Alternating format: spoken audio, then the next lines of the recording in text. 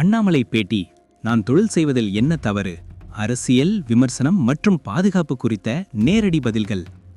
தமிழக அரசியலில் மீண்டும் ஒரு முறை பரபரப்பு. தொடர்ச்சியான குற்றச்சாட்டுகள், அதற்கு பதில் சொல்லும் அண்ணாமலை. இன்று கோவையில் அவர் சொன்ன வார்த்தைகள் நேரடியாக சர்ச்சையை கிளப்பியிருக்கிறது. நான் தொழில் செய்வதில் என்ன தவறு?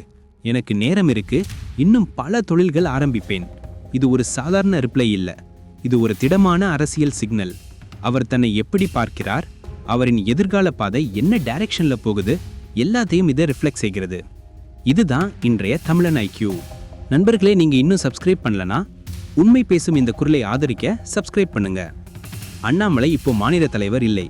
அவர் ராஜினாமா செய்த பிறகு புதுசா நயினார் நாகேந்திரன் தலைவராக வந்ததும் அண்ணாமலையை குறித்து அவர் மீண்டும் வருவாரா என்பது தொடர்ந்து பேசப்பட்டு கொண்டே வந்தது. இந்நிலையில் அண்ணாமலை திடீரென்று தனது தொழில்களை பற்றி ஓப்பனாக பேசுகிறார். ரீசெண்டாக அவர் ரியல் எஸ்டேட் விவசாயம் பிஸ்னஸ் இன்வெஸ்ட்மெண்ட் செய்து வருகிறார் என்ற தகவல்கள் வந்தன. அதை வைத்து சிலர் விமர்சனமும் செய்தார்கள். இதற்கு இன்று அவர் சொன்னது, நான் மண்ணை சாப்பிட முடியுமா? என் குடும்பத்துக்கு யார் ஃபீஸ் கட்டுவார்கள்? நான் யாரையும் மிரட்டி பணம் பறிக்கலையே. இதுதான் ஃபர்ஸ்ட் லேயர். ஆனால் டீப்பரா பாருங்க, இந்த இன்டையர் ஸ்டேட்மெண்ட்ல பொலிட்டிக்கல் சிக்னலிங் இருக்கு. 1. நான் தொழில் செய்வதில் என்ன தவறு? Why this line matters? இந்த லைன் ஒரு ஜஸ்டிஃபிகேஷன் மட்டும் இல்லை. அண்ணாமலை தன்னை வணிகம் வைத்திருக்கும் தனிநபர், நிதி ரீதியாக சுதந்திரமான அரசியல்வாதின்னு பிரசன்ட் பண்றார். இது பிஜேபியில் ஒரு பெர்செப்ஷன் கிரியேட் பண்ணும், அவர் எந்த கட்டுப்பாட்டுக்கும் உட்பட்டு இயங்கும் மனிதர் இல்லைன்னு.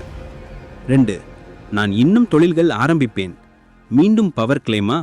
இந்த வார்த்தை ஒரு பொலிட்டிக்கல் ஃப்ரீடம் ஸ்டேட்மெண்ட். இதிலிருந்து 2 மெசேஜ் வெளிவருது. 1. இவர் பிஜேபி ஹைகமாண்டுக்கு சொல்றது, நான் வேலை இல்லாம கிடக்கிறவன் இல்ல. 2. அவரோட சப்போர்ட்டர்ஸ்க்கு இன்டைரக்டா, என்னோட இன்ஃப்ளூயன்ஸ் இன்னும் போகவில்லை. இதுதான் ரீசன் அண்ணாமலை ஃபேன்ஸ் இன்னும் முடிந்த அளவு அவரை ப்ரொமோட் பண்ணிக்கிட்டு இருக்காங்க. 3. நான் மாநில தலைவர் இல்லை, எனக்கு நேரம் இருக்கு. Hidden meaning. இந்த சென்டென்ஸ்ல ஒரு நுட்பமான விமர்சனம் இருக்கு. இதோட மீனிங், பிஜேபி லீடர்ஷிப் அவரை சைட்லைன் பண்ணியிருக்கலாம், ஆனா அவர் இன்ஆக்டிவ் இல்லை என்பதையும் காட்டுறார். 4.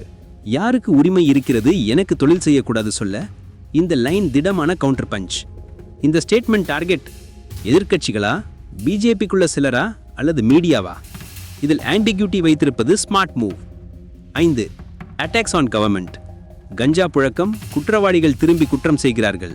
இது யூஷுவல் அண்ணாமலை கிரிட்டிசிசம் தான். ஆனால் இன்றைய பேச்சில் இது செகண்டரி பாயிண்ட். பிரைமரி நோக்கம் தனது தனிப்பட்ட வாழ்க்கையை ஜஸ்டிஃபை பண்ணுவது ப்ளஸ் பப்ளிக் சிம்பத்தி கிரியேட் பண்ணுவது. 6. Terrorism angle. மருத்துவர்கள் பயங்கரவாத வலையில். இது மிகவும் முக்கியமான பகுதி. அண்ணாமலை செக்யூரிட்டி பேக்ரவுண்டில் பேசும்போது அது பப்ளிக்கு இம்பேக்ட்ஃபுல். அவர் கூறினார், டெல்லி குண்டுவெடிப்பு மிகவும் அபாயகரமானது, மதத்தை தாண்டிய பயங்கரவாதம். இது ஒரு அரசியல்வாதி போன்ற துணி. அவர் லா அண்ட் ஆர்டர் ஸ்பெஷலிஸ்ட் என்ற இமேஜை ரீஇன்ஃபோர்ஸ் பண்ணுது. இப்போ பப்ளிக் வியூ என்ன? Supporters view point. அண்ணாமலை எதையும் தவறா பண்ணல, தனியா சம்பாதிக்கிறது தவறில்ல. அவர் ஆனஸ்ட், போல்டு. எதிர்க்கட்சி கருத்து, ஒரு அரசியல்வாதி ரியல் எஸ்டேட் பிஸ்னஸ் பண்ணக்கூடாது, கான்ஃப்ளிக்ட் ஆஃப் இன்ட்ரெஸ்ட் வரலாம்.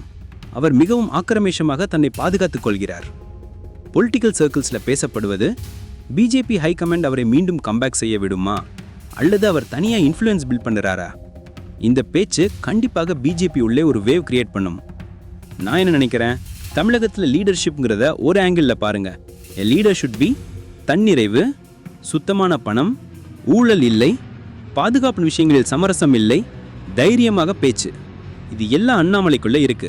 ஆனால் அவர் பேச்சுகளில் வரும் ஆக்கிரமிப்பு மற்றும் அவருடைய நேரடி விமர்சனம் பிஜேபியோட அலையன்ஸ் பாலிடிக்ஸ்க்கு ஒவ்வொரு நேரமும் ஃபிட் ஆகாது.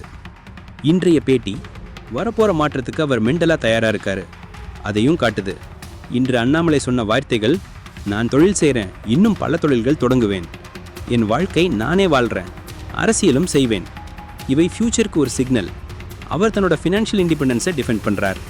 அதே நேரம் அரசியலையும் ஆக்டிவாக இருக்க போகிறாருன்னு சொல்கிறாரு. தமிழக அரசியலில் அண்ணாமலை என்ற பெயர் இன்னும் ஒரு அமைதியான சக்தி.